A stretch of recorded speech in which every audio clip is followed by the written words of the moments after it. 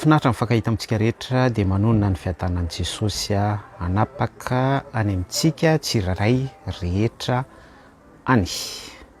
Hanafatra fohy dia fohy fotsiny an'io hoe isika rehefa mitory teny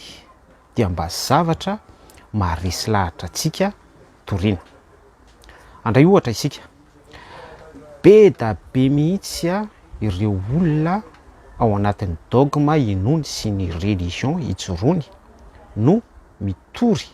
ohatra hoe Levitikosy 11 ny amin'ny resaka biby maloto izany hoe tsy azo hohanina ny henan-kisoa, tsy azo hohanina ny biby lava, tsy azo hohanina ny crevette, tsy azo hohanina ny olitra, tsy azo hohanina ny sy ny sisa rehetra, ny vorondrika, ny zavatra ohatran'izany, izay voasokajy fa biby maloto araka ny fanekena, ny fanekeny hoe Elohim Andriamanitra Tsotoa tamin'ny vahoaka Hebreo any amin'ny testamenta taloha. Dia izao ny zavatra misy, ireny olona religieux ireny rehefa mitory izy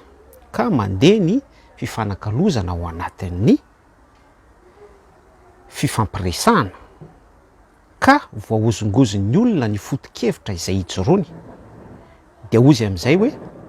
hano ny voalavo, hohan'ny kankana, hohan'ny olitra, hohan'ny bibilava, hohan'ny sy ny sisa rehetra. Levitikosy 11 biby mandady mikisaka izay voasorotry ny baiboly any amin'ny fanekena taloha ilay milazaiko teo fa hoe biby maloto. Izay dia midika fa tsy resy lahatra akory zany izy fa ilay lazainy fa hoe biby maloto sy azo hohanina, toriany sy tsindriny. Izy manamafy ny religion rehefa hozongozon'ny olona araka ny toko sy andininy be da be ao amin'ny baiboly hoe efa nidiovin'Andriamanitra sy tsy miexiste en tant que hoe biby maloto fa misy zavatra tian'Andriamanitra ambara fanoharana any amin'ny asan'ny apôstôly toko 10 sy ny asan'ny apôstôly toko 1:12 sy ny toko sy andininy be da be akoatran'izay dia ozy hoe hano indray zany le zavatra toriany lazainy fafady andrarany ianao hoe biby maloto tsy azo hohanina ny Levitikosy 11. Izay no nahatonga ana manafatra an'ity